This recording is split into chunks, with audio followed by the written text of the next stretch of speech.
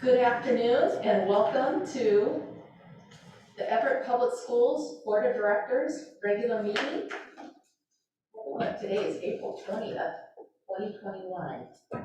I'd like to start by welcoming our student representative, Tara Pilch-Passon. It is her first in-person meeting, and we are just excited to have you along tonight. So thank you for being here. And I see Amina on the screen as well. Nice to have you here as well. Glad we can all join in different ways. We're going to go ahead and start this evening with a moment of silence. A little over a week ago, we lost a beloved colleague and friend. On Sunday, April 11th, our athletics and activities director, Robert Polk, unexpectedly passed away.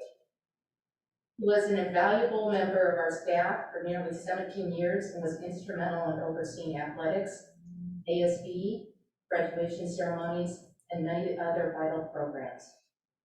In addition to his work with the district, he juggled a number of other duties, including regional athletic leadership positions and basketball officiating roles.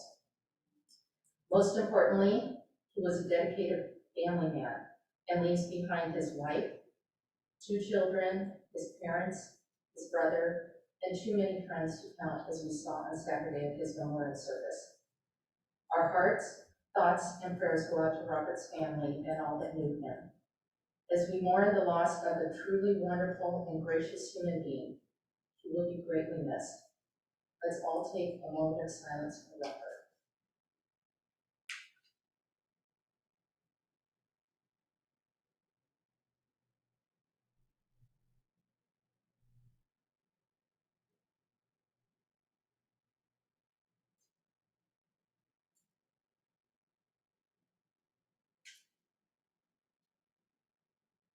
Thank you. I also wanted to mention that in honor of Mr. Polk, the name of the Walsh Platt Wayne Lane Athletic Scholarship Award will be changed to the Robert C. Polk Memorial Athletic Scholarship Award, which is awarded to 2 outstanding Everett Public Schools senior athletes each year. Anyone interested in contributing to the scholarship can find the information on the Everett Public Schools Foundation's webpage. Thank you. With that, we will begin our regular meeting. Could you please stand and recite the Pledge of Allegiance? I pledge allegiance to the flag of the United States of America and to the republic for which it stands, one nation, under God, indivisible, with liberty and justice for all. Let's say that's so much easier live when we're all together in one room.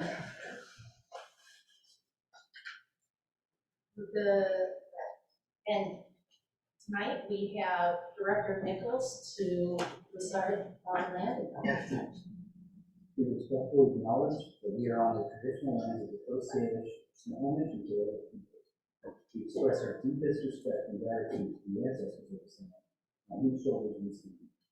In our public schools, we strive to create equitable outcomes and build a culture of inclusive belonging for all students, teachers, staff, and community.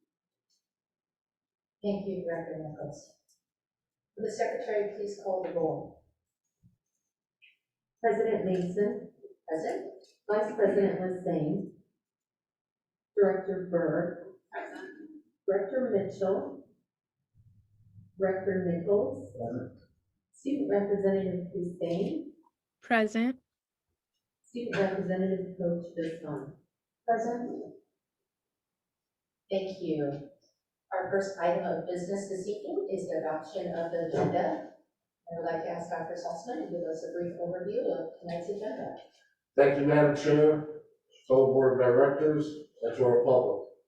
Tonight's agenda contains the following: the superintendent's report, a segment for board comments, a segment for public comments, a segment for routine business, segment for strategic progress monitoring, segment for information discussion, and upcoming agenda items. Since publishing the agenda, one change has been made to item 12.02, board annual goals 2020-2021.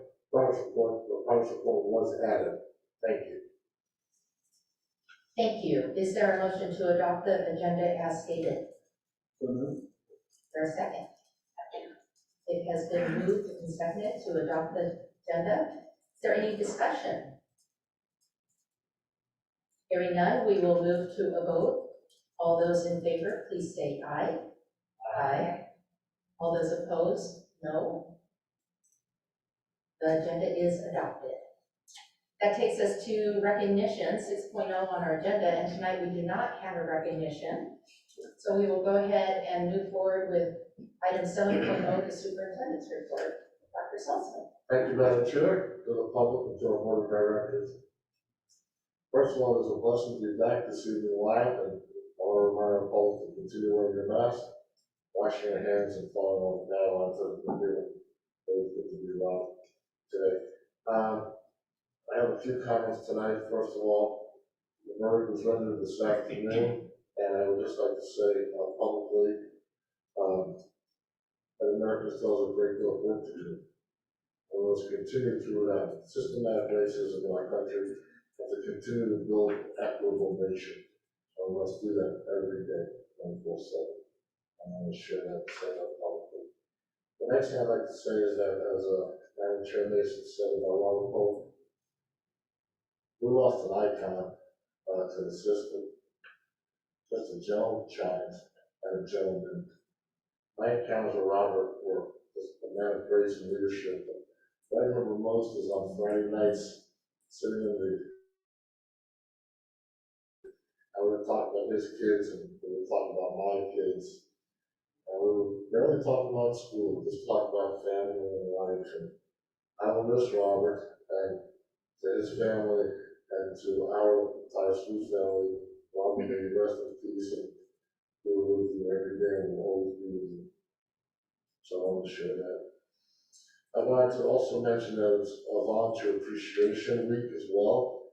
And to all our public that want to volunteer in schools, please volunteer. Someone asked me the other day, what would you tell people how they can do something good for Everett? If you can volunteer, please volunteer. We have a great system and all hands on deck, and any help that you can render would be wonderful. To all the volunteers that volunteer now, thank you from the bottom of our heart. And finally, Administrative Professionals Day is tomorrow, which I would call all the secretaries in the system, all the support in the system. They make the engine go. So I want to thank all of them as you go into schools, and you go into this building, their family faces, their hardworking efforts, people that call behind the scenes that make it happen every day. So for administrative professionals, I wish you a wonderful day tomorrow, and every day you're the best. Thank you so much. Thank you. We will now move to board comments and student representative comments. We need to change that title of that section of the agenda. How about we start all the way to the left? Tara, would you like to share anything at your first in-person board meeting? Yeah, I'm still getting used to the microphone and everything. Very interesting. The past 2 days have been pretty crazy from a student perspective. I know I had my first day of school, my first day of lacrosse practice, and now my first in-person school board meeting, all in the span of 2 days. So finally feels like real life again, I guess. But of course that comes with the really sad news that our district received last week.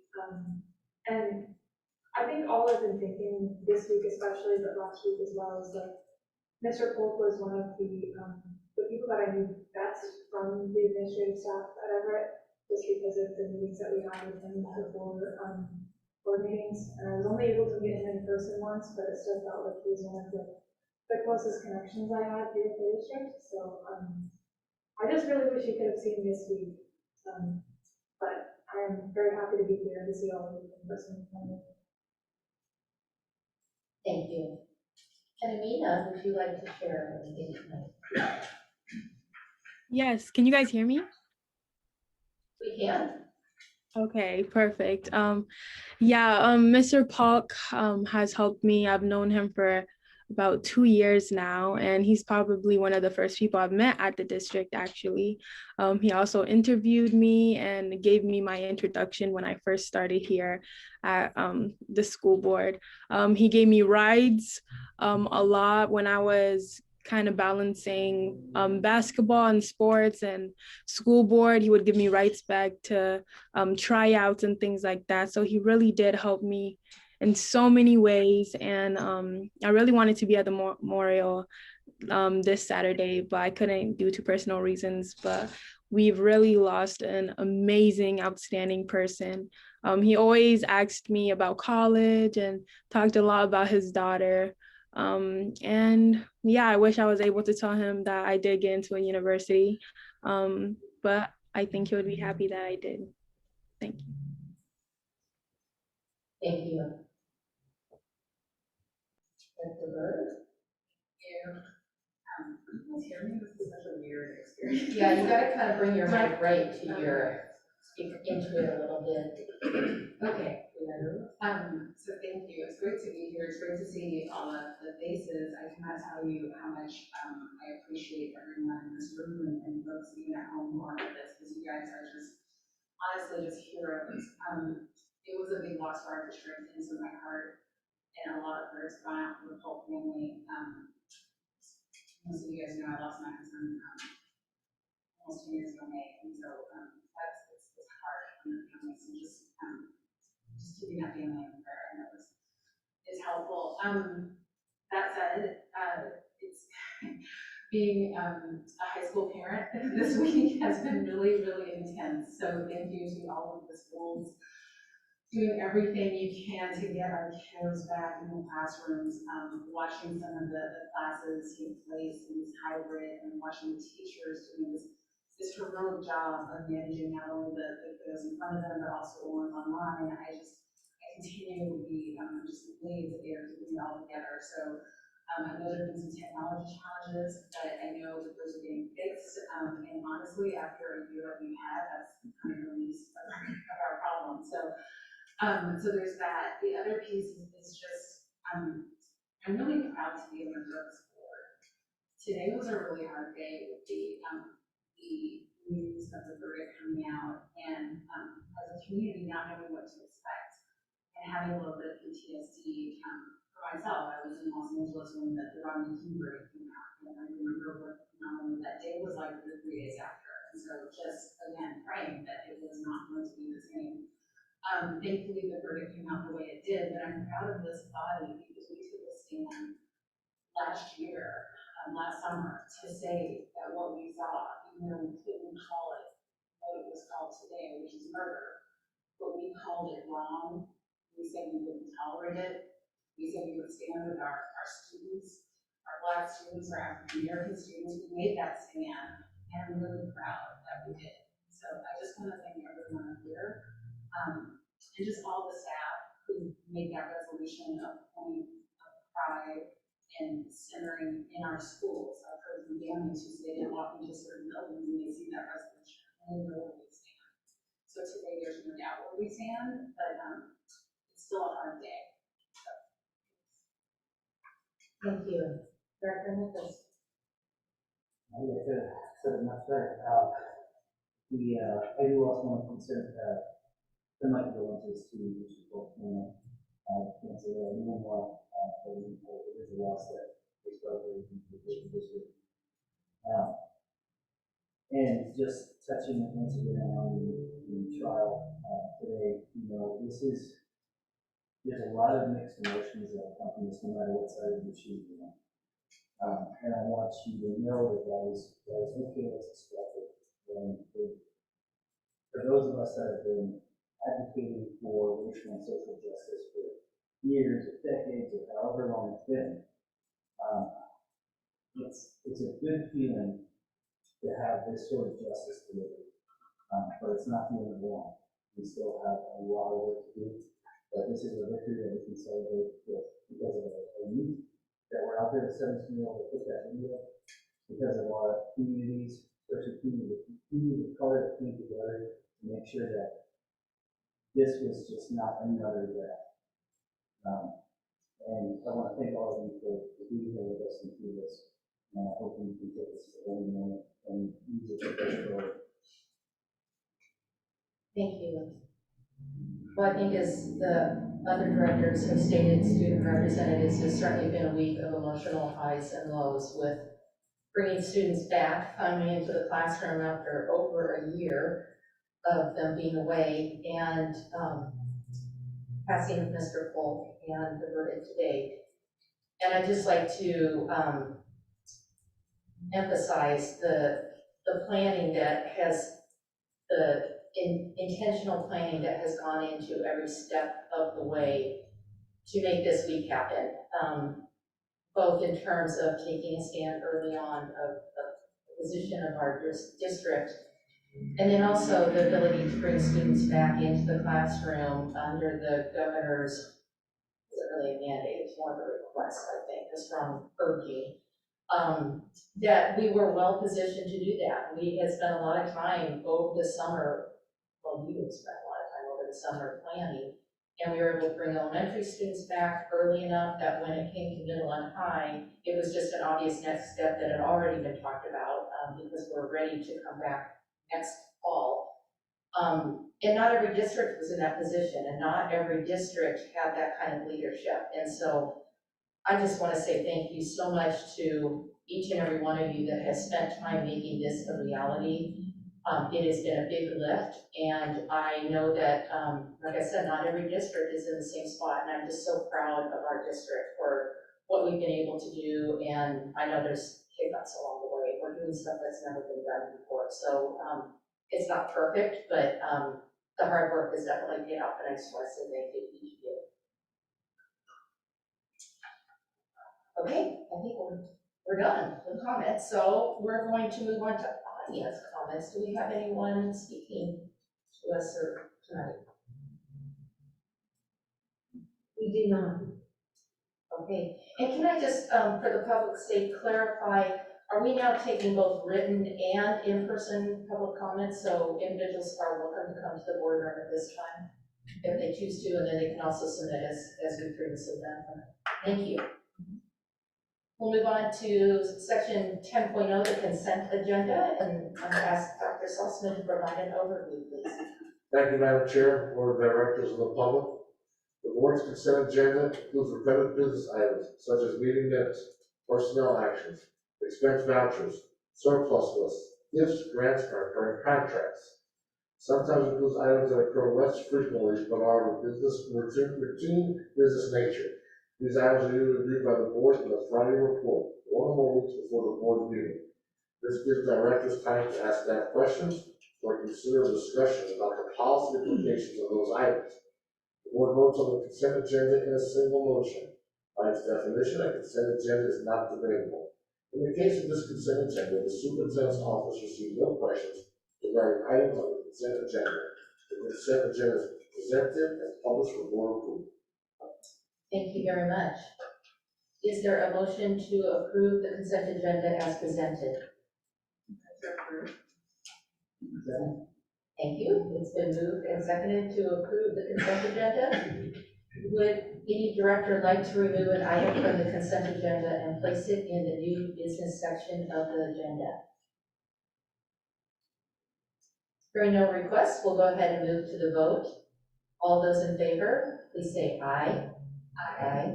All those opposed, say no. The consent agenda is approved. Thank you.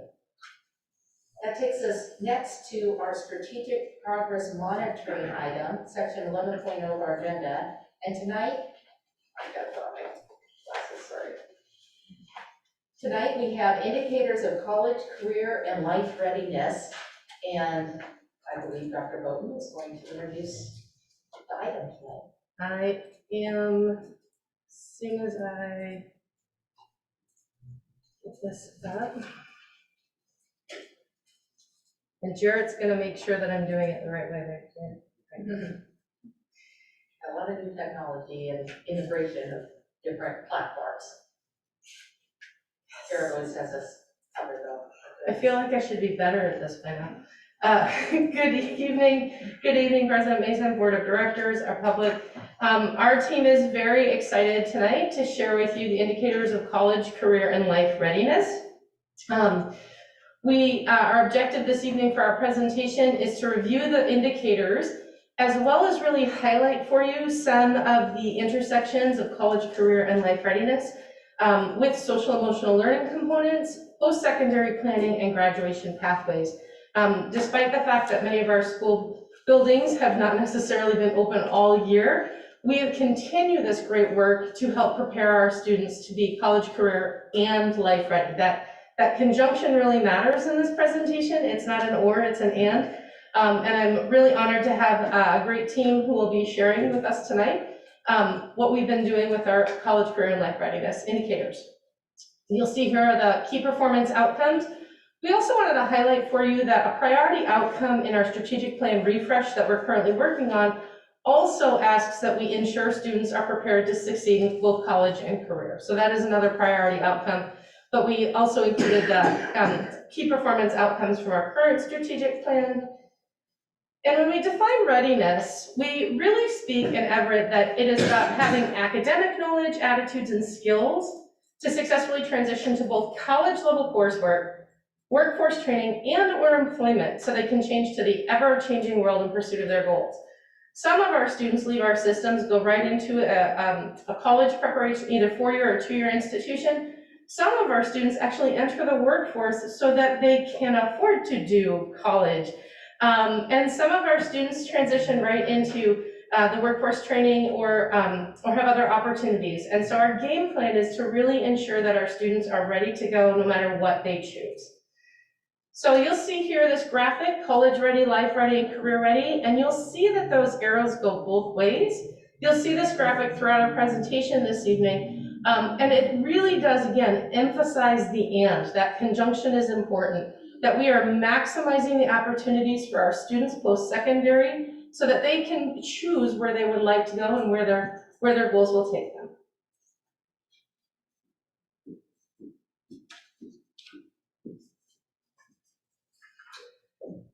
So as we've discussed in the past, college readiness indicators for elementary and middle school have really centered around students meeting standard in ELA and math in the 3rd and 8th grade, as well as attendance requirements and social emotional learning requirements. And Mr. Peters is going to talk about social emotional learning. Of course, you know that we did not give the Smarter Balanced assessment this last spring and won't be giving it this spring either. So we're going to be talking about a proxy for those readiness indicators, because despite the lack of that data, we have some data that we need to monitor, and we certainly need to, moving forward, continue to look at that data, especially going into the fall. So the first thing you're going to see here is the Winter iReady diagnostic data. So this is grade 3, and you're seeing in blue the percent of students who are at or above grade level by winter, which is where we would expect them to be. The orange represents the students who scored early on grade level, which is slightly behind, I would say several months behind. So as we look at this data, you can see that reading outperforms math. Of course, both is what we're going for. Students who are actually in 3rd grade and meeting both of those standards. So at the district level, we see that 21% of students met both in the winter. Another 21% were early on grade level, so slightly behind. And that's certainly not where we want them to be. As we look at the data broken down by our ethnic and racial groups, you'll see that there is a continued gap with our Hispanic and Latina students, our Black and African American students, and our Native Hawaiian Pacific Islander students. American Indian and Alaska Native students are missing because the N is small and suppressed. For high school, we're really going to look at two pieces of data. This is the college academic distribution requirements. These are the courses that students have to complete in order to be considered ready for admission to a Washington State college or university. In the dark blue bar, you see the percent of students who met all of the requirements, so English, math, science, social studies, world language, and the senior quantitative requirement. District-wide, that was 59.1, and that's represented by the dashed line across the other groups. So you can see also that the limiting factor in the blue bar is our world language. And that's largely because the other requirements match our graduation requirements. So for the most part, students meet all of those requirements. And we have increased in world language, but we have some ways to go for our students, for sure. Again, we see a gap with our African American or Black or Hispanic or Latina students as well, and our American Indian, Alaska Native, Pacific Islander, and Native Hawaiian students are suppressed due to the small population size. Finally, we see the dual credit enrollment, and here you're seeing on the left side the number of students enrolled. The colors of the bars indicate different ethnic or racial groups. On the right side, you see the number of classes that the students are enrolled in. So we look at both unduplicated students, but also number of seats and courses, because obviously we want students to be taking more courses and for that disparity to not exist between subgroups. So for example, our AP students, nearly 2,000 students taking just over 6,000 courses. So about 3 courses per student. Our smallest group is our Running Start students, but you'll notice that the comparison of students to courses, so you have just less than 500 students taking almost 1,000 courses. So, I'm sorry, 3,000 courses, read that wrong. So that's often the case because Running Start students take a whole bunch of classes there, sometimes all day, and so they take a lot more courses by student. Again, the colors represent the ethnic breakdown, and you will see that there's a greater number of some groups taking AP in college and high school, which are on campus, versus Running Start, which is off campus.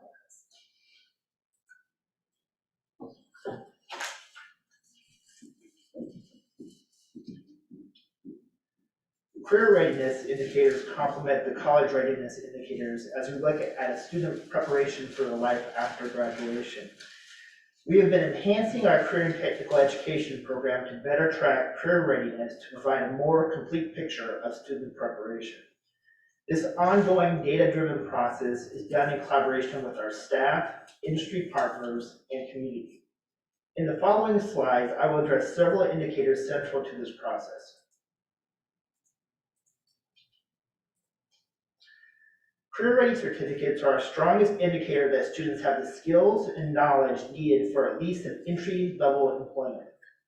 All of our school-based preparatory programs, such as advanced manufacturing, patient care, cybersecurity, are designed to have a Career Ready certificate. Our goal is to increase these options for all of our students. 2 of the certificates are shown up here on the slide. The CompTIA certificate is the cybersecurity certificate. It is the entry-level certificate that is always required. The Core Plus certificate is the manufacturing certificate that is recognized by our area employees. This is a comparison between the 2018-19 certificates attained and 2019-20 certificates attained. You'll see that our certificates have grown over the past 2 years. 18-19 are in blue, 19-20 are in orange.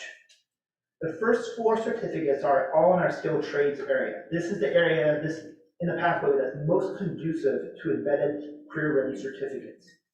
Our goal is to increase these certificates, offering our students to all students in our pathways. CTE dual credit classes are taught at the high school or skill centers. All CTE dual credit courses offer high school and college credit for successfully completing the same class. Successful completion is an indicator that a student has at least foundational knowledge and skills to continue on in a career pathway.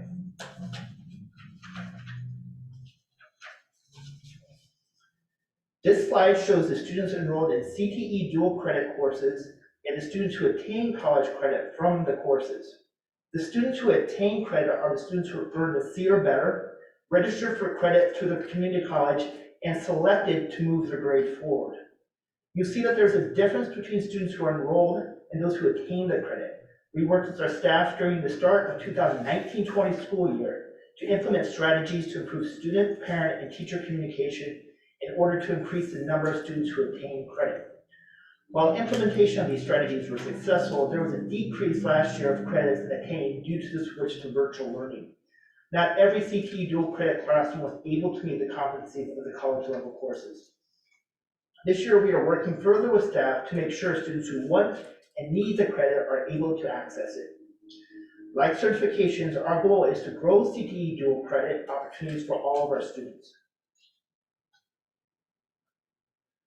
Work-based learning addresses a continuum of opportunities, which includes structural worksite visits, ongoing career panelists, mentorships, and internships. Starting next year, we will be tracking every work-based learning experience so that we have an accurate understanding of the work-based learning experiences happening in our classrooms. This will include experiences such as every time the PUD works with our students in our cybersecurity classes, and every time a middle school CAD student visits an advanced manufacturing company. Like CTE dual credit and career ready certificates, these give us a good understanding of the career readiness of our students. This chart shows the students who have participated in our summer Everett Career Link work-based learning program over the past 2 years. Students in the program focus on a career area and put their 21st century skills into action, providing good indication that they will be career ready. 2018-19 was the first year of the program. We have been working with our teachers, English learner department, and special education department to ensure that a greater diversity of students participates. You can see this section highlighted in red. We currently have 185 students signed up for this summer.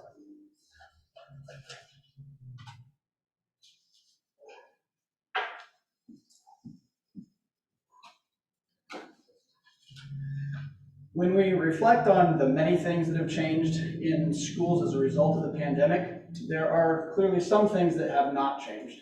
In this context, I'm referring to the characteristics of life readiness, which includes self-management, self-awareness, social awareness, growth mindset, belonging, and relationships. We are blessed in this district with the tools that we have to measure the things that we value. And Panorama is one such platform, and we have used it twice a year to survey our students on key social and emotional indicators. This slide represents the results of the Panorama survey that was given this fall. The indicators are listed on the left. The center column shows the percentage of students who responded favorably, and below it shows the change from the last survey.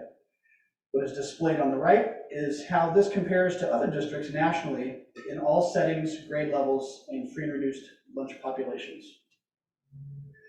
For our elementary students in grades 3 through 5, the areas that showed positive growth since last spring are in the areas of sense of belonging and teacher-student relationships. Because of our district's strong emphasis on relationships, and in spite of the pandemic, our students reported feeling cared about and connected with their teachers. In fact, as you look over time, these are some of the most positive responses that students have reported in the past 3.5 years. Our teachers have been in a challenging place to continually find new ways to engage their remote learners, but their efforts have resulted in students feeling cared about more than ever this past fall. Now, for elementary students particularly, it's not a surprise that there were several areas that students reported less positively about. And I think we would anticipate that young children would struggle to develop their social awareness and their self-management skills as effectively in a remote environment as they could in person. And a key element of growth mindset has to do with a level of control to make change that children perceive that they have. And even as adults, we've experienced that feeling of a lack of control lately. But now for our middle and our high school students, we saw an increase in each of the indicators that were previously measured. And again, the two areas of greatest growth were also in sense of belonging and teacher-student relationships. In these two categories, the current increases are even more pronounced when compared over time. And students at the secondary level reported a significant increase in their feeling of respect and care from their teachers. Again, we believe this is due to the collective focus on relationships and the intentionality of our teachers to provide meaningful learning experiences and extended empathy, and our students have benefited from the personal sacrifices and invested concern of our staff during these difficult times. Now, in spite of our growth in each indicator, as a district at the secondary level, we're low when compared nationally in sense of belonging. And this can be an area of opportunity and focus for us as we return to in-person learning and other experiences, both this week and the rest of the school year, and of course, when we return together in the fall. The window for the spring Panorama survey opens next week, and we're very interested to see how the prolonged remote setting has affected our students since the fall, as well as the ability to analyze the comparative social-emotional learning data for our students who were recently able to return to us to in-person learning.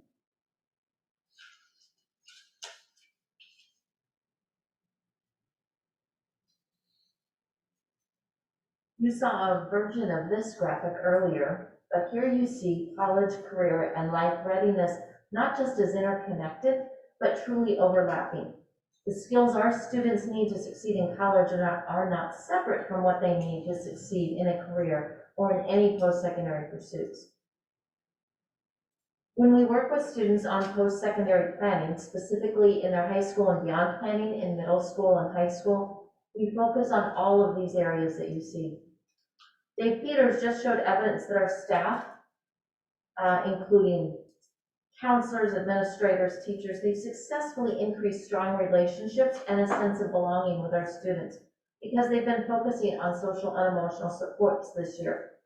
But that doesn't mean that we stop the focus on interpersonal and academic skills, college and career knowledge, and the skills to transition successfully into post-secondary spaces. As a part of our students' post-secondary, as a part of their high school and beyond planning, we ask them every year about their post-secondary plans. And these are the answers given by the class of 2021 when we ask them about their plans for this coming fall. When I pulled this data, about 500 of the 1,200 or so students in this class had answered the survey so far, and that's really on track with where we've been in previous years. And all of the students will have a chance to review and revise their plans through their last day of school with us. The students who responded so far are a good representation of the range of demographics by race and ethnicity of the entire class. What you see here is the percentage of students giving each response by race or an ethnicity. We should expect to see these bars look similar to our overall demographics in the class of 2021.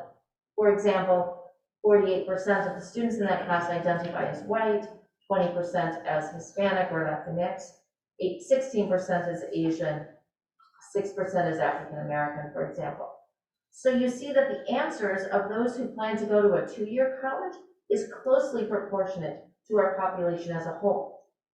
But you can also see that for some of the other paths, there is overrepresentation of some of the groups of students and underrepresentation of others.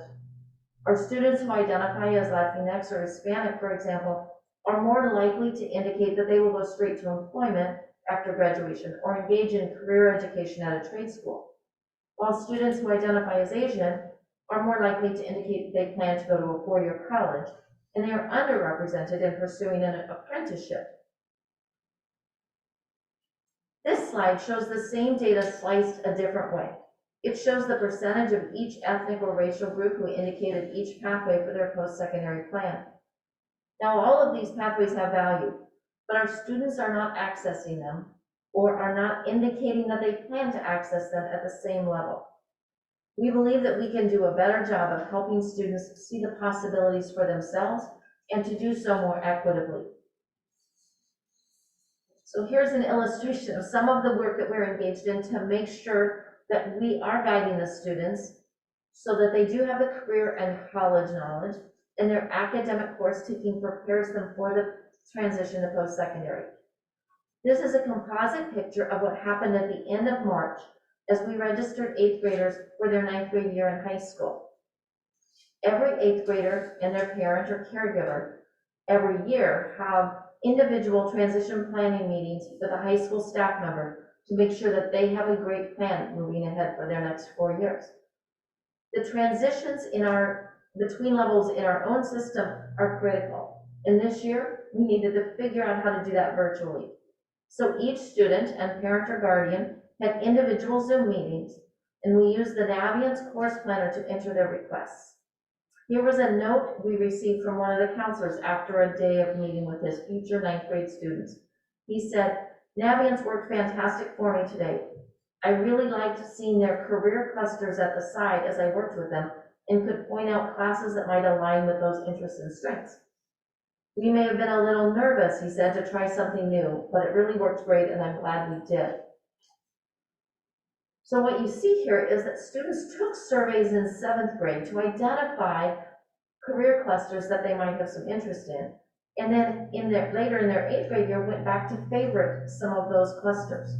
So the counselor, in meeting with the student, could recommend for this student, for example, a social media marketing class because of their interest in marketing.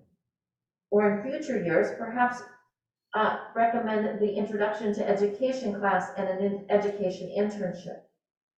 These conferences provide a way to make sure that each student has all the options available to them based on their interests and advised expertly by the professionals.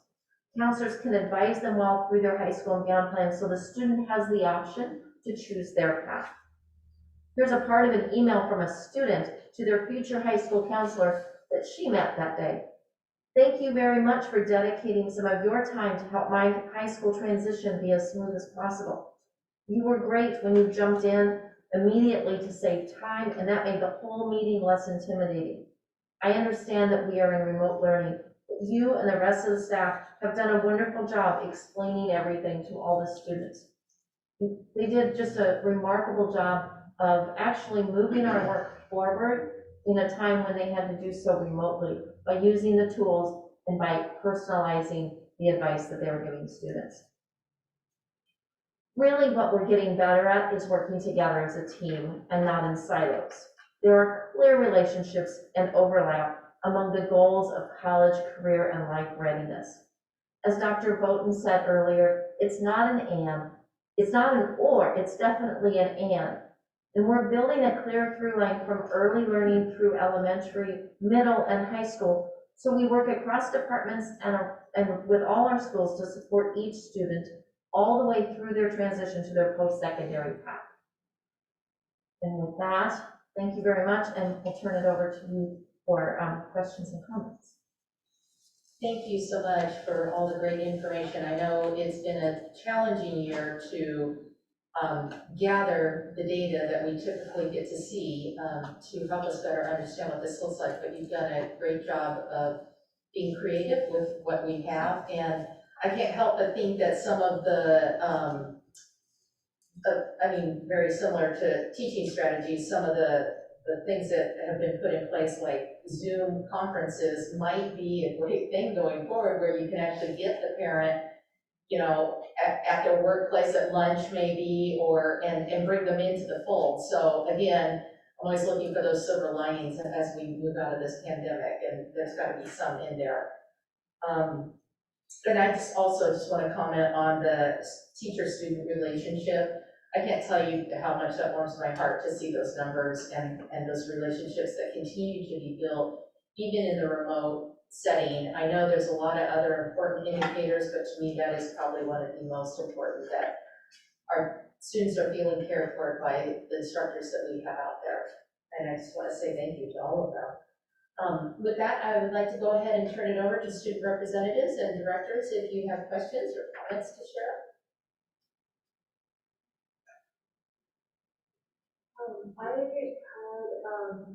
So first I want to say, my older brother graduated last year, and he was a participant for his junior and senior year in the Small Isle program. So he received a certification in auto body, and he absolutely loved that program. he had an IEP for dyslexia, which we did not mind me sharing with you all. And so that was definitely much more his thing than being in the classroom. So I just want to say thank you for the continued like emphasis on college and career readiness and looking at all those different pathways for different students. I myself would be terrible at Snow Isle, but that's just an in-family example of different pathways.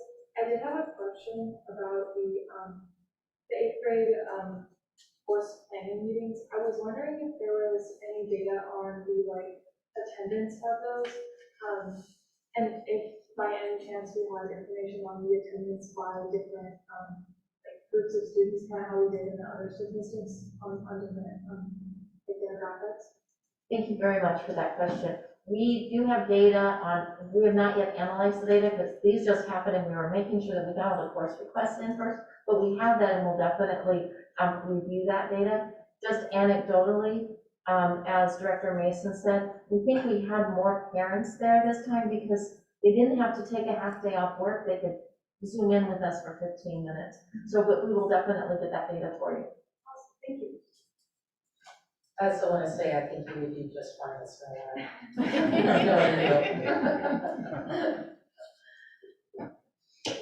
Director, Student Representative Hussein, do you have anything to share?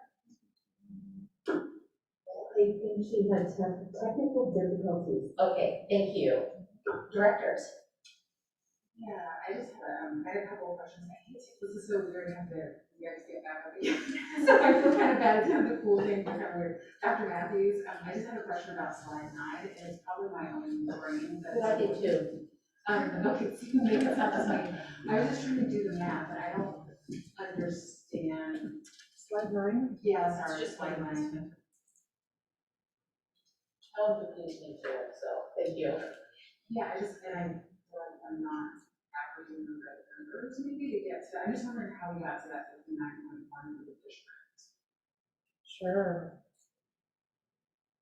So it's not an average of all of these areas. Okay, so if you look at English, for example, 94.6% of students meet the 4 credits of English. Now you'd think that would be 100%, but there are things that the state doesn't accept.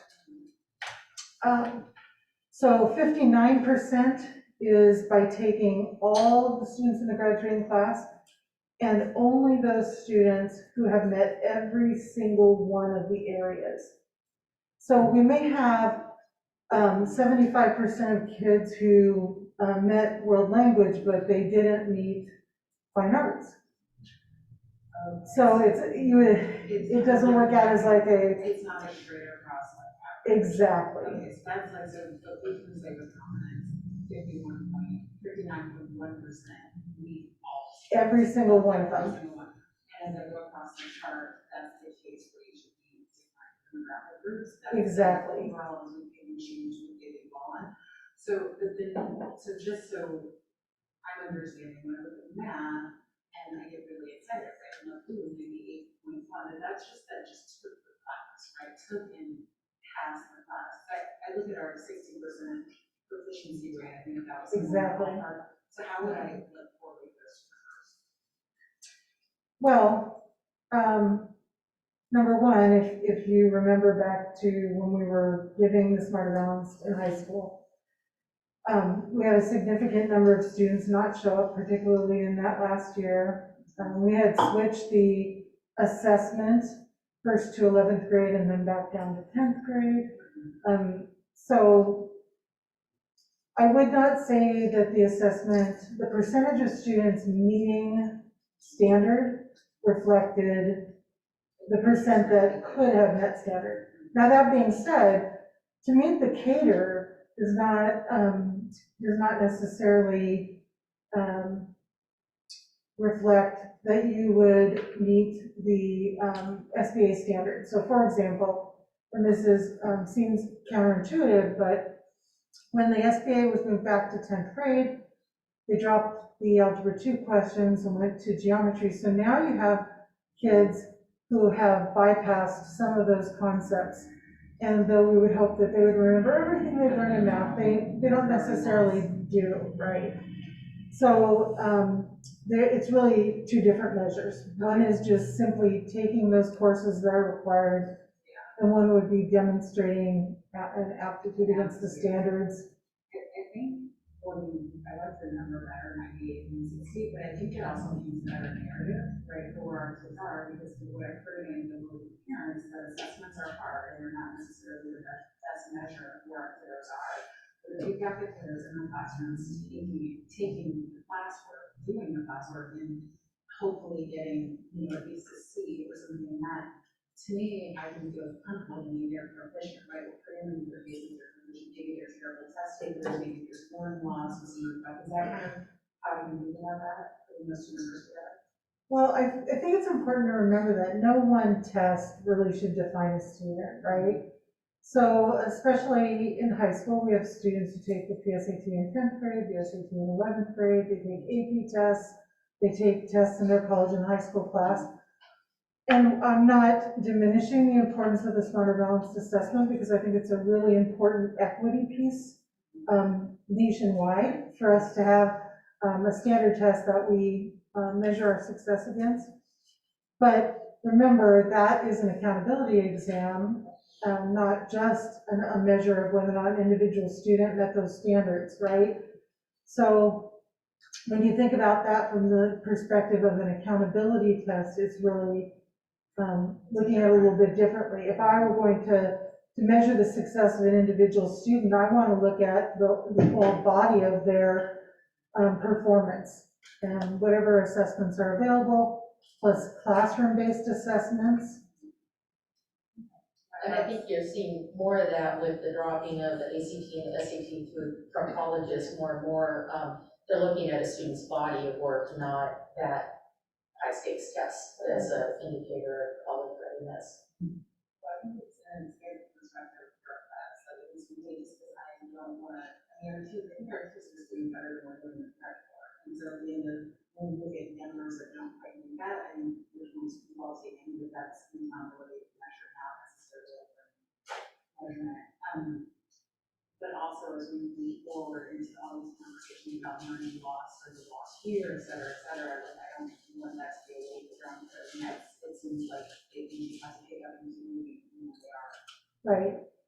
And important to remember that while we certainly benefit from quantifying learning loss, it's really more important to understand how individual students have fared in terms of the standards. So I want to know how student A is right now, because that information is going to inform our instruction and how we will provide interventions for the student and differentiation.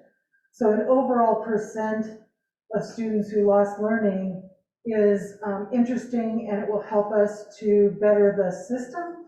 But what we're about is individual kids. And in order to do that, we need to know how those individual students are doing against the standards for the year before, and where those gaps are so that we can fill them in. And that's not just going to be the Smarter Balanced Assessment, it's going to be looking at the iReady diagnostic, classroom-based assessments, lots of different information. It'll be a very big part of the work that we do going into the fall. That would be great. Thank you for that clarification. I think my only other takeaway is just that work-based learning. Is that new? The work-based learning track, is that kind of a new thing, and have we done that before? We have not done this before, officially reporting out. We've kept track of internships and work site learning. But with the change in Perkins, which is the federal grant that funds a lot of CTE, there's new requirements that we have to report out. So we're working with OSPI to put a system in place where the teachers will inform us what they are doing and will help facilitate that. So next year, I should be able to give you a good picture of what's happening in all our classrooms, from internships to site visits to professionals visit, and to give kind of a nice snapshot of what our students are doing. That would be great. And so that mentions the ones that was guys take all the report cards, so they have them nice and bracket and there's more now that it's up. That's my understanding. Okay, that's awesome. And then the other piece of it, you're not translating master-based learning, and that's like, well, we're gonna have some values of new pathways for our graduates. Can we then apply that tracking mechanism to master-based learning credit, or, just that experience That's interesting. I haven't heard that connection yet, but I can see how these two things That would be connect. great, I think, because you know, I'm wrong with it, that, because that would be a great way for those kids who are not having that experience to say, this has been a common theme of practice, and so as we go to that certification and mastery-based learning, you know, we've got kind of a quasi portfolio, so I've got, Yeah, I like that. that'd be great. And then, okay, I'm gonna stop. Director Nichols. I actually did, I had the same question about slide 9, you would think it'd be higher based on 99%. Just, even if it would be a little over 60, that makes sense. My main other question was, about the sense of belonging in secondary, and kind of seeing if we have any, does that Panorama survey provide any insights into why we're doing so well? So it's, yes, it does, and, It's minimally stable. what's that? Can I show, I have a different document to pull up. Let's see. Do I need to share this? No? Okay, you all can see this.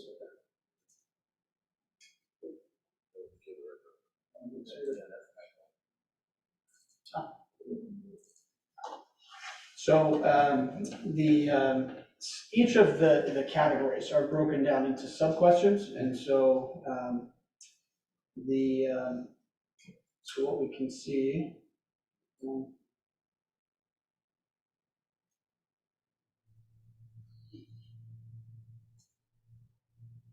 So for example, how much respect do students in your school show you, right? And this was an example that we increased. How much do you matter to others at the school? How much do you feel like you belong at your school? I'm trying to find, I thought I had, sorry, we had, because of the internet issues, Panorama runs a little bit more slowly, so I was trying to log in earlier and I was going to show you this, but maybe what we can do is provide you that information another time, but each of the Panorama categories is broken down into subscores, and it allows you to see specifically, the specific questions that the students were responding to that made the overall composite score. Are there like free text entry, or is there anything else you want to tell us about this particular item in that survey? Well, it just in terms of the things that we're looking ahead toward, to work towards. So a couple of pieces is that in sense of belonging, what we know is that when you can provide an opportunity for a new member onboarding, in any organization. But so for our freshmen, for example, our incoming freshmen, that'll be important, but also for our students who haven't spent a lot of time on campus, or our current freshmen, for example, that our schools need to provide and can provide some real intentional opportunities for starting to build those communities as a larger sense, and knowing that, half the school really hasn't spent much time on campus when we get to next fall. That'll be really important. And in addition to that, even if you think of our leadership students, the younger leadership students, our junior class, our sophomore class, they haven't had the opportunity like they typically would to observe the seniors and interact with the seniors in the same leadership capacity. And so their learning curve will be a little greater, in terms of, again, building that community as a sense. And another one, I think that just from our teaching standpoint, our classrooms are where we build communities every single day. And we can do those things with extracurricular. We know that students are more successful statistically when they participate in athletics and clubs and band and those things. But every single day we have communities that are built in our classrooms. And so we can be very intentional about providing those opportunities for teaching staff, training, and providing some more insights in returning from this long stretch of remote learning, and again, just focusing on that from day one. I know it's really important for Dr. Saltzman. He's expressed his desire for that to be a real focus at the start of the year as well. So I guess my question is, My original question was, is there a free text section in that survey where they can provide you additional information, and maybe it wasn't asked about? Oh, free text, I'm Yeah, sorry. Not specifically in that category. We did add some questions to allow students to provide some free response as well. And so that's quite a long, and it's not aggregated together. You have to read through the questions. But we did provide that, and we wanted to know some things around how they felt, like cultural sensitivity, questions like that, their feeling of safety, both physically and emotionally. And so we do have the responses. Haven't you had a chance to analyze that data and look at any feelings that came up during the conference? Yes, we have, I don't have that for you today, but we will provide any of that for you if you're interested in that. Yeah, that would be good. Mostly just trying to see kind of, when there's areas that we need to work on this, the surveys are great to identify that, but what's kind of like follow-up? Are we looking at reaching out students to do focus groups, or, trying to figure out and get really down to the individual? Is there a pervasive systematic problem? Is it just kind of the happenstance of what's going on in the social circle at school? What is the issue, and how can we help support it? That's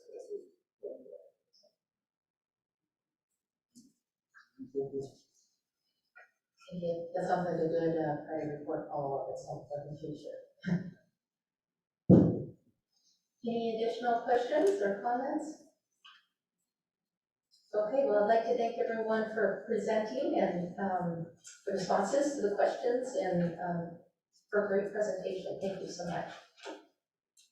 We had planned a break at this time, but I think we took a vote, and we are about a half an hour actually ahead of schedule right now, with the lack of public comments and probably the fact that there's only 4 of us up here tonight rather than 7 of us asking questions. So if everyone's comfortable, we'd like to go ahead and just move forward with the meeting and maybe get home a little earlier to enjoy this lovely afternoon or evening with our families. So with that, we're going to go ahead and move forward. And I see Ruth Boyd standing. And we have, under information and discussion, our first item of business is the second quarter financial update. Ms. Boyd, take it away. Good evening.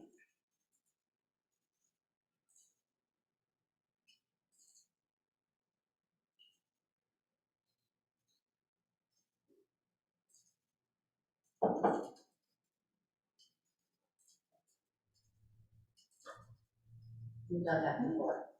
I practiced earlier. Good for you. All right, so I appreciate the opportunity to summarize the second quarter district operations as part of our quarterly financial review. I will provide an overview of 5 funds and a bit more in-depth look at general fund.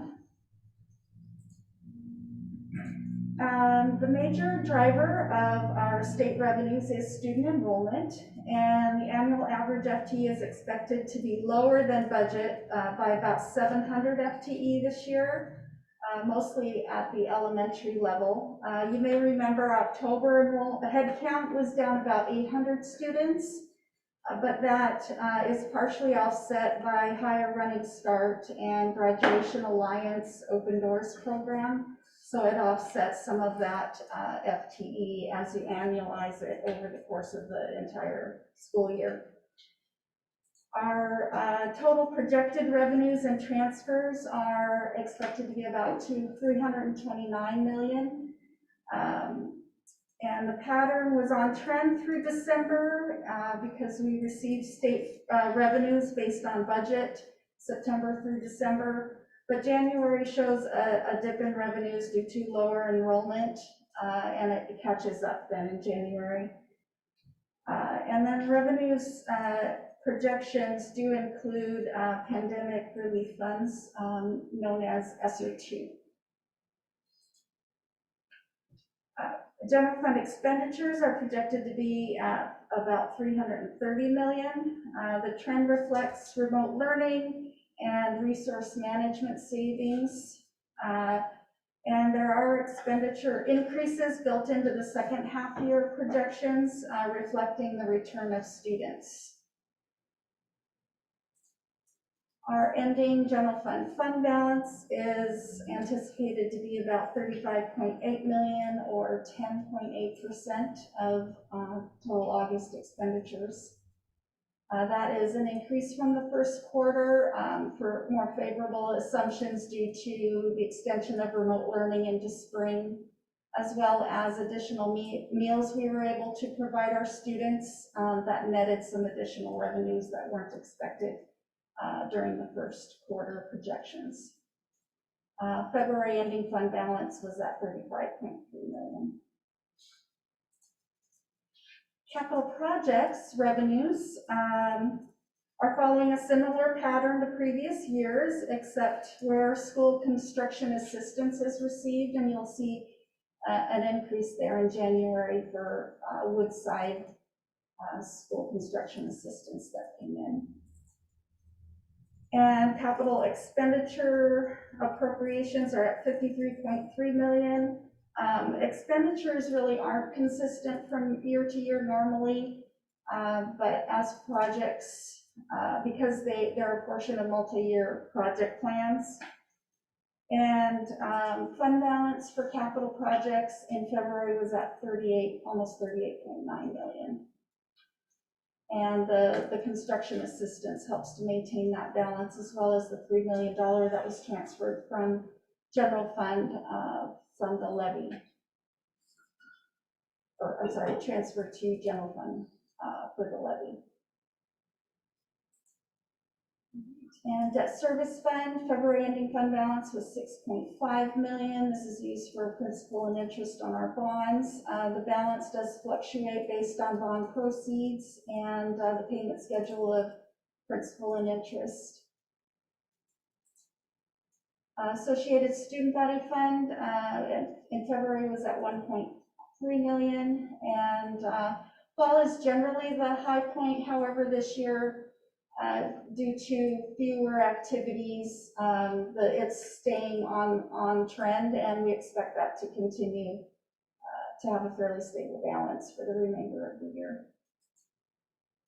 And then Transportation Vehicle Fund, we have 27,000 in there, and it's lower than last quarter, because in January we did pay for 4 additional school buses to replace some aging vehicles that we use for KIT and special education routes.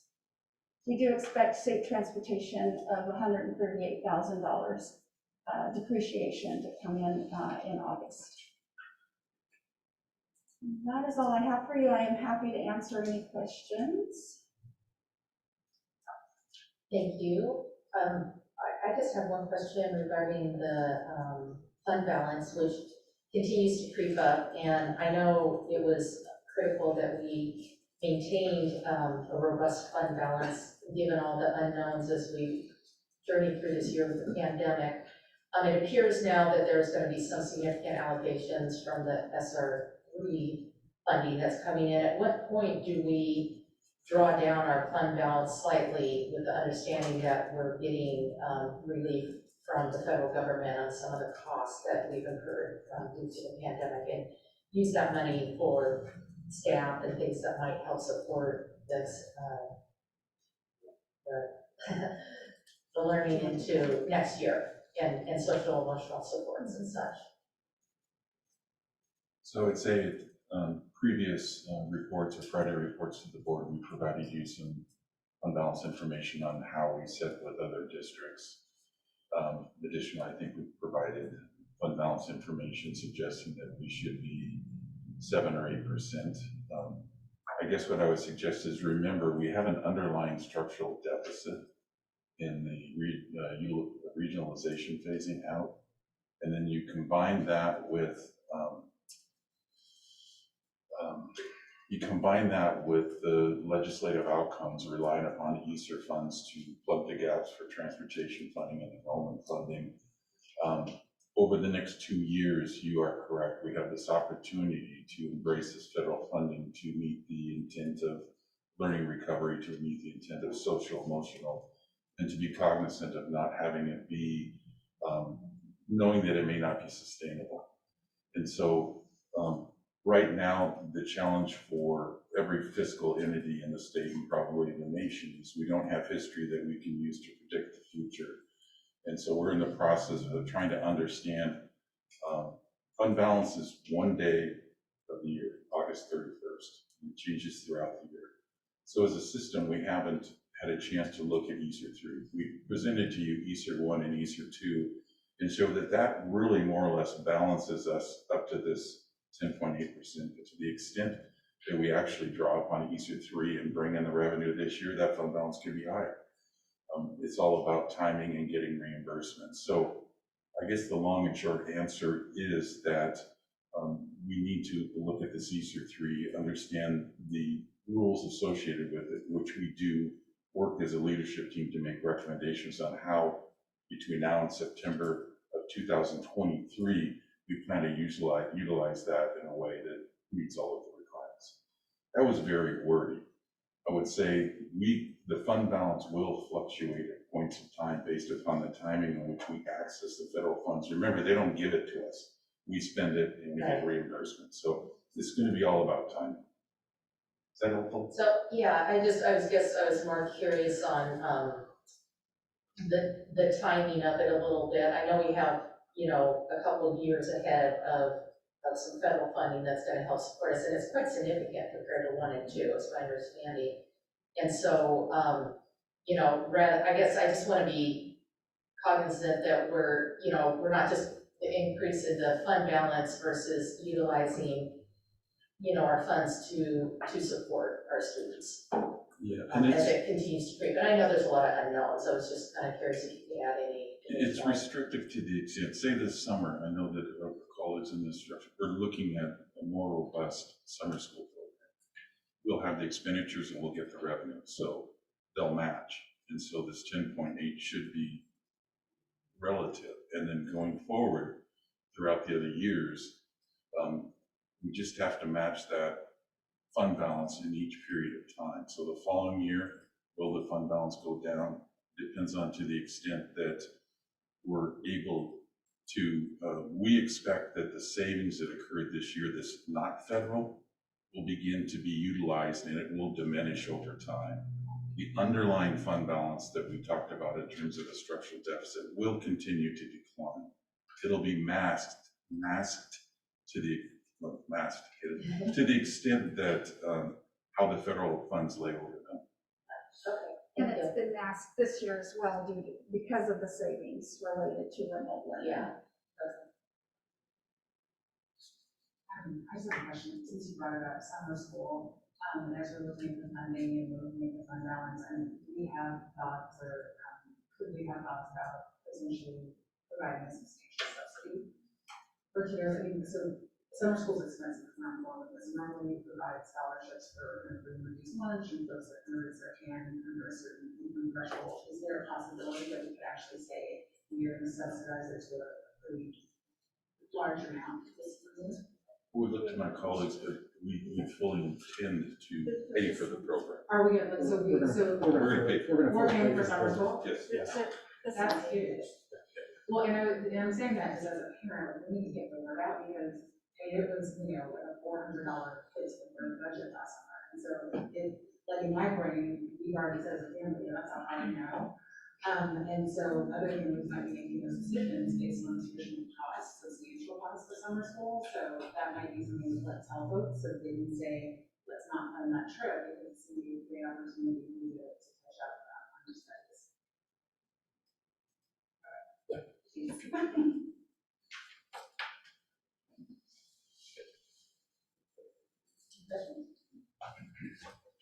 Okay, no further questions. Thank you very much for the update. Thank you.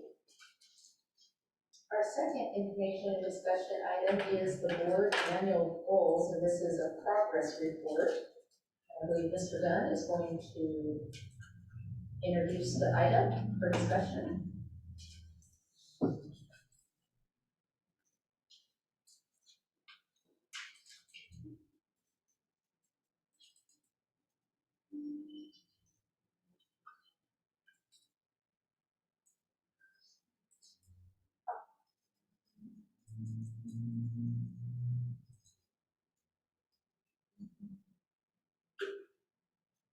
All right, good evening. So this agenda item is the board's annual goals 2020-2021, the progress report. Tonight you have an opportunity to review the draft annual goals progress report. These goals are the board's own goals selected by the board itself at its workshop in August, and this report was prepared for your consideration by the executive cabinet and the superintendent. This is an opportunity for you to review and discuss the report and to make changes to it if you would like to. This is an interim report for the year, by the way, and the final report of progress is typically presented to you at your workshop in August for review and approval.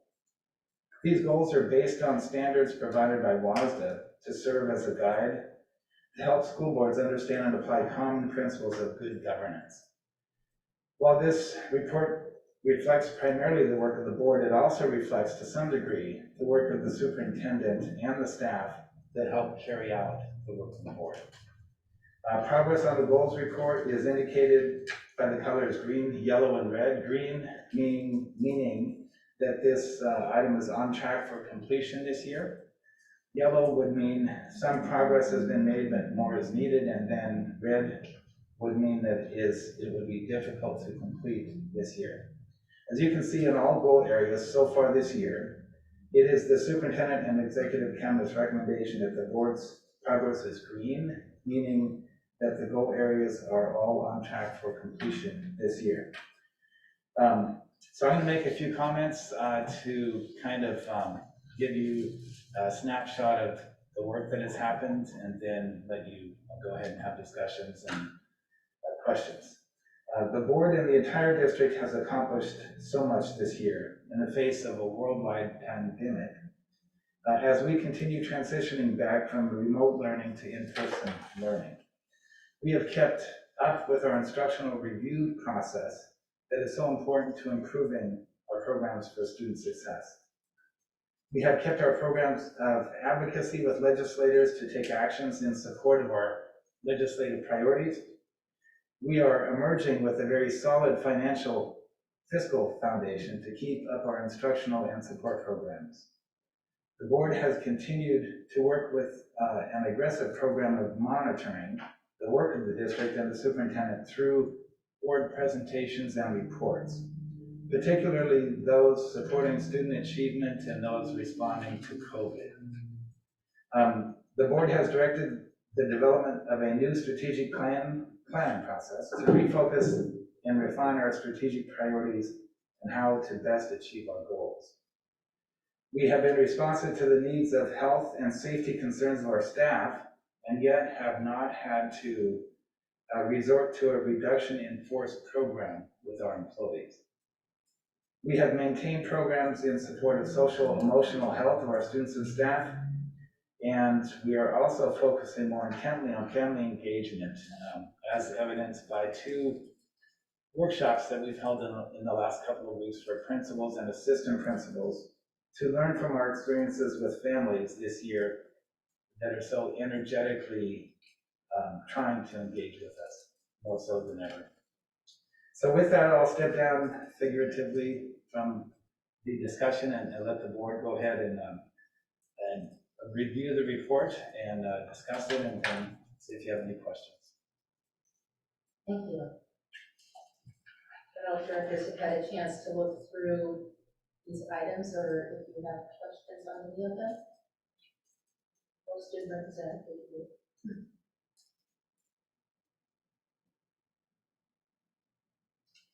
I had actually a question. Actually, I'm hoping maybe you can help down my memory a little bit. On standard 4, item B, monitor improvements in equitable outcomes, and it lists the instructional review series completed, and then the summary process. I guess I'm not exactly understanding or recalling how the instructional review series relates to us monitoring equitable outcomes.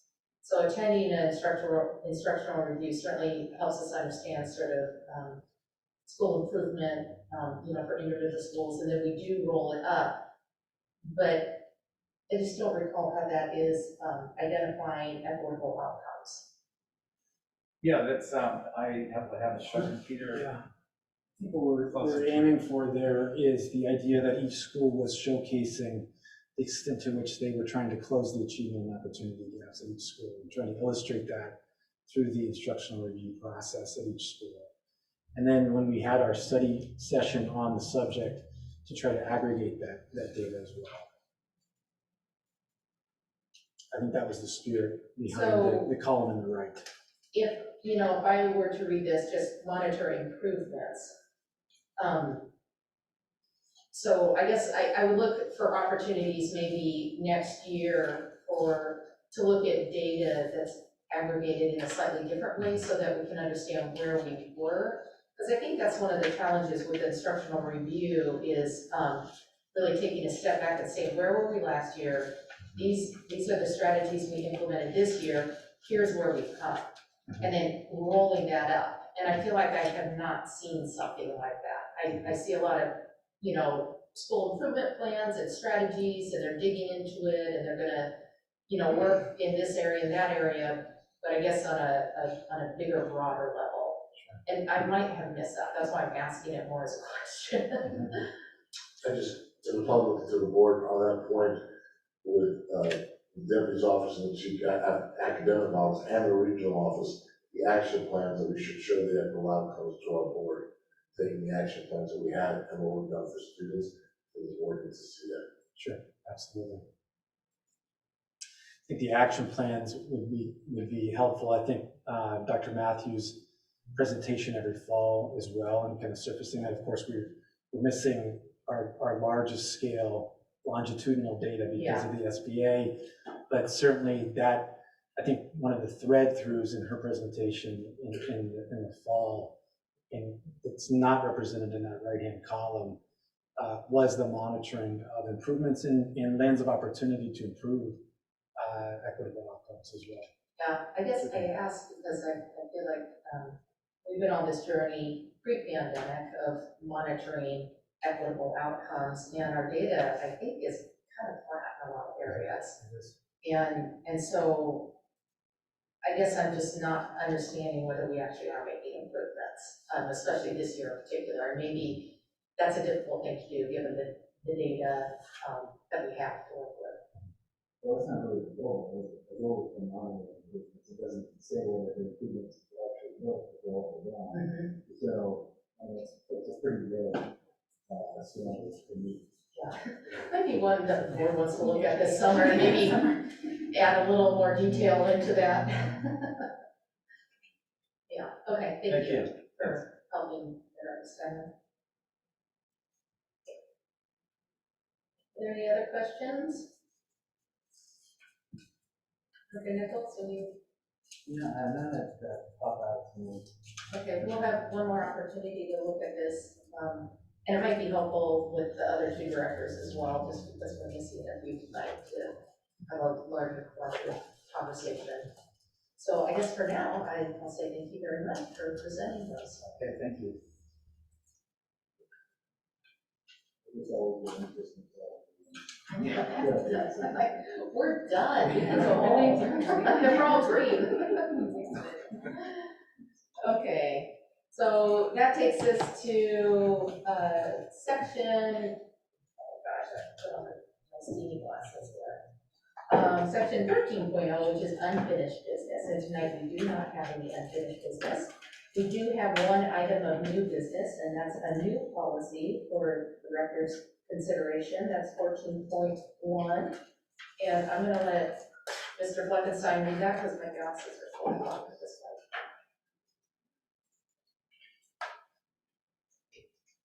Go ahead, thank you.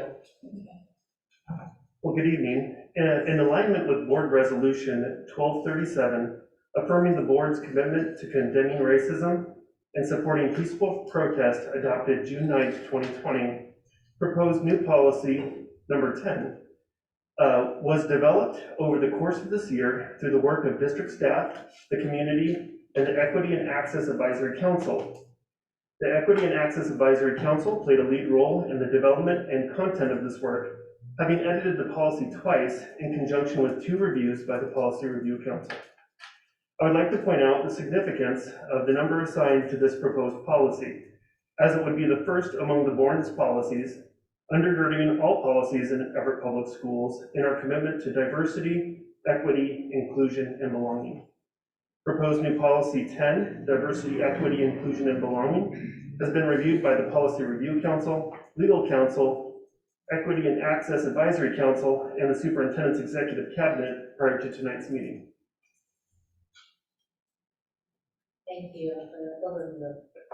Directors or student representative, do you have questions or comments regarding our new policy?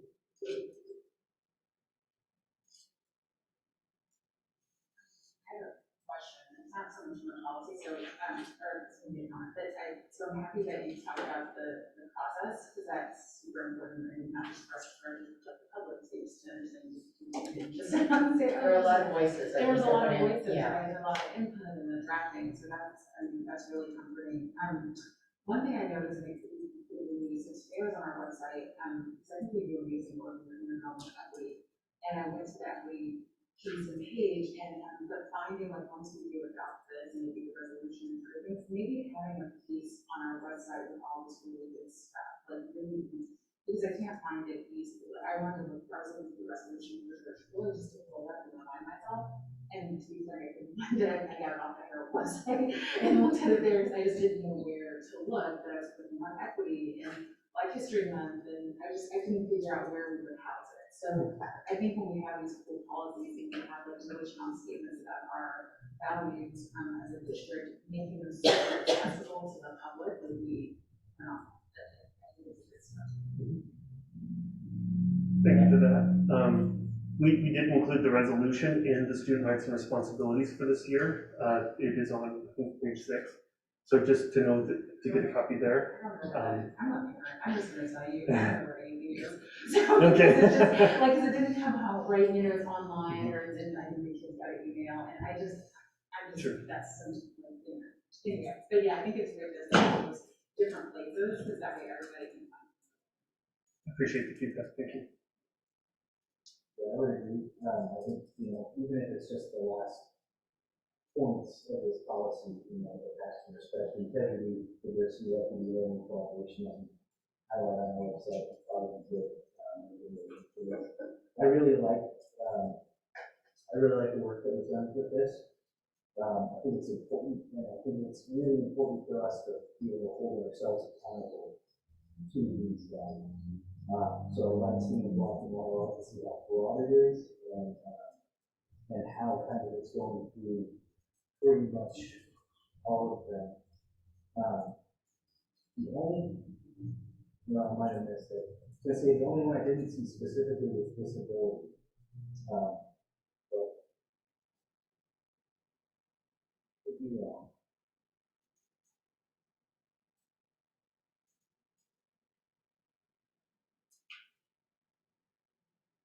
Because if we're going to talk about equity and inclusion, we have to talk about disability. Just that. So if I hope I'm wrong. It says ability. Does it? That's if we go to first sentence, it's the last, and then Sure, I just need board commits to section. It also concludes the 3rd paragraph, Director Nichols. Good. All right. District will work. Are you comfortable with that placement and language? Yeah, I mean, and if there's, I'm sure it's covered in the board commits section. But if there's any place to specifically call it out in that section.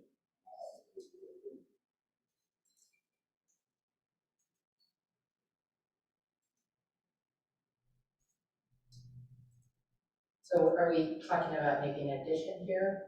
I mean, I don't think it would be a hard and fast. I think it's in the beginning.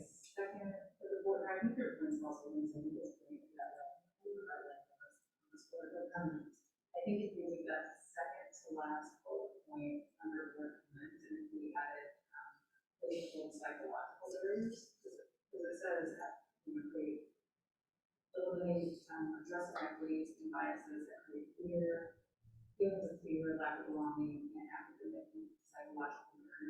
students, which would be active as a group, is that right? Because that would be a big list.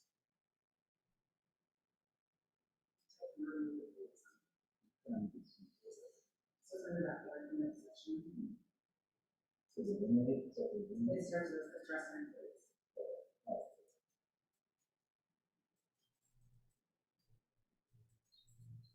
Yes.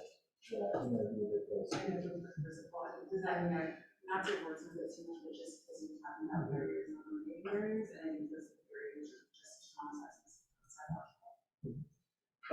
Well, if I may summarize, what I'm hearing the board's recommendation is to call out more explicitly the inclusion of disabled persons.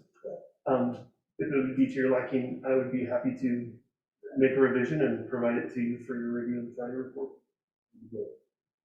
That would be great, thank you. Yeah. So, do we bring this back for review, or can we should, let's put it in,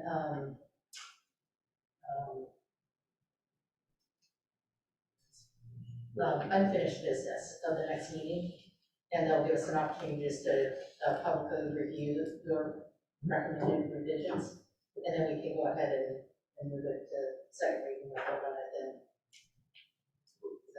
We put it in unfinished business for second reading, we can Okay, great. discuss it in more. Okay, we'll go ahead and do that. Any further discussion or questions? Good work, thank you. Yeah, I really appreciate the breadth of voices and outcome on this in particular, so thank you for spearheading it. I'd like to point out Joy Grant and Dr. Lancaster's primary leaders of this work. I was just able to come along with them. So Thank you for pointing that out.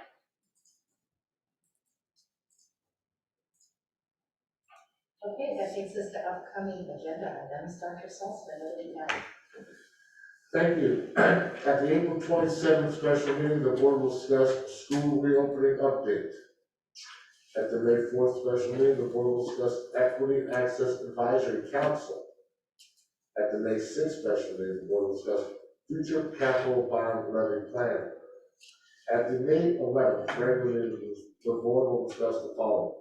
First, we'll have a Jackson High School Orchestra virtual performance. We'll that.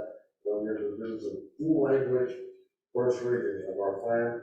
K-5 core math instruction materials first reading. ASP budget presentations with Mr. Moore, and March financial report and added endorsement approvals. Thank you. Thank you. It's a busy couple weeks coming up, it looks like. Okay, so with that said, we move on to section 16.0, which is executive or closed session, and we do not have one this evening, so that takes us to adjournment. And at this point in time, I'd like to say thank you for a great meeting. It's wonderful to see everyone here in person, and this meeting is adjourned.